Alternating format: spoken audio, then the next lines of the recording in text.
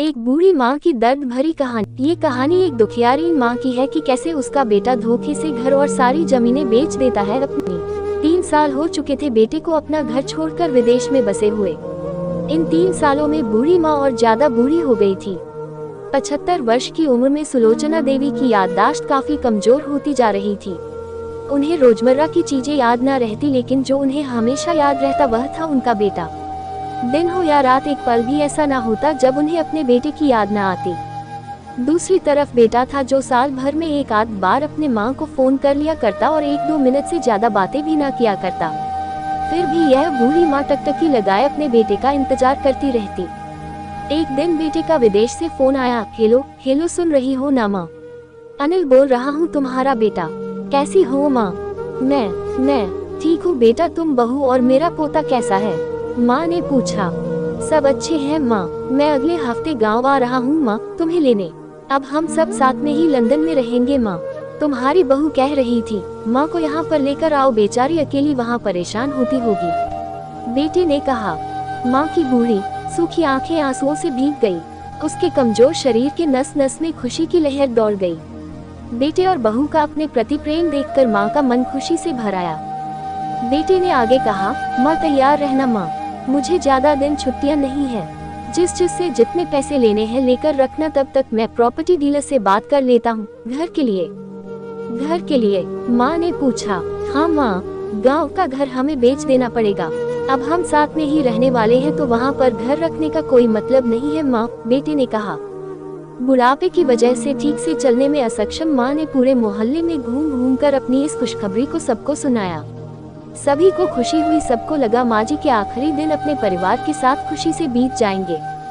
घर वापस आकर माँ ने अपने घर के कोने कोने को ऐसे देखा जैसे वह अपने दूसरे बेटे को देख रही हो। देखे भी क्यों ना, उस घर को अपने बेटे से कम थोड़ी समझा था। अपने पति के साथ 40 साल यही तो बिताए थे, लेकिन अब मजबूर थी बुढ़ापे के आखिरी साल बेटे और बहू के साथ बिताना चाहती थी। दिल पर पत्थर रखकर घर बेचने के लिए माँ तैयार हो गई। आनन फानन में बेटे ने घर को आधे दामों पर बेच दिया। माँ ने ज्यादा नहीं, लेकिन जिन चीजों से दिल लगा था उन चीजों को समेटा और बेटे के साथ टैक्सी में बैठकर एयरपोर्ट के लिए चली गई। एयरपोर्ट पर आकर बेटे ने माँ से कहा, माँ तुम यहाँ बेंच पर बैठो, मैं सामान और बोर्डिंग पास की जांच कर आता हूँ। वहाँ वक्त लगता है और खड़ा रहना पड़ता है, तुम्हें तकलीफ होगी। तुम यही आराम करो। मैं यूँ गया और यूँ आया। माँ बेंच पर बैठ गई और बेटा अंदर चला गया। काफी समय हो गया बेटा वापस नहीं लौटा। माँ सोचने लगी ज्यादा भीड़ होगी इसलिए देर लग रही होगी। उद्धरण चिन्ह। अंधेरा होने को आया। अब तो लोगों की चहलकदमी भी कम होने लगी। माँ को अब चिंता होने लगी। एक कर्मचारी ने आकर पूछा, किससे मिलना है माँ जी आपको? यहाँ पर क्यों बैठी है? डरती हुई आवाज में सुलोचना देवी बोली, मेरा बेटा अंदर सामान की जाँच कराने गया है। लंदन जा रहे हैं हम। क्या नाम है माँ जी आपके बेटे का? कर्मचारी ने पूछा। अनिल नाम है मेरे बेटे का, सुलोचना देवी ने बताया। कर्मचारी अंदर गया और थोड़ी देर बाद बाहर लौटा। उसने सुलोचना देवी से कहा, माँ जी लंदन जाने वाली फ्लाइट तो दोपहर में ही जा चुकी है और आपका बेटा भी उस फ्लाइट में बैठकर लंदन जा चुका है। अब आपके यहाँ बैठने का कोई मतलब नहीं है। आप भी अपने घर चली जाए। क्या जा चुका है और मैं घर जाऊँ? घर? माँ की आंखों से आंसुओं के सैलाब उठने लगे। जैसे तैसे माँ घर पहुंची, जो अब उसका था ही नहीं, बिक चुका था। वो वही बरामदे में तुलसी के पास सो गई। घर के नए मालिक को उस पर दया आई तो एक कमरा किराए से उसको दे दिया। पेंशन के पैसों से खाना और किराए का बंदोबस्त हो जाता था।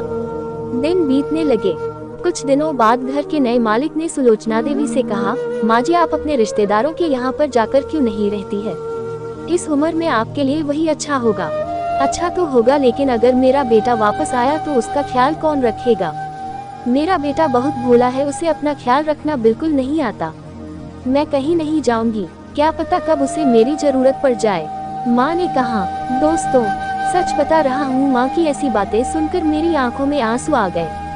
किसी ने सच ही कहा है, पूत कपूत हो सकता है लेकिन माता कभी कुमाता नहीं होती।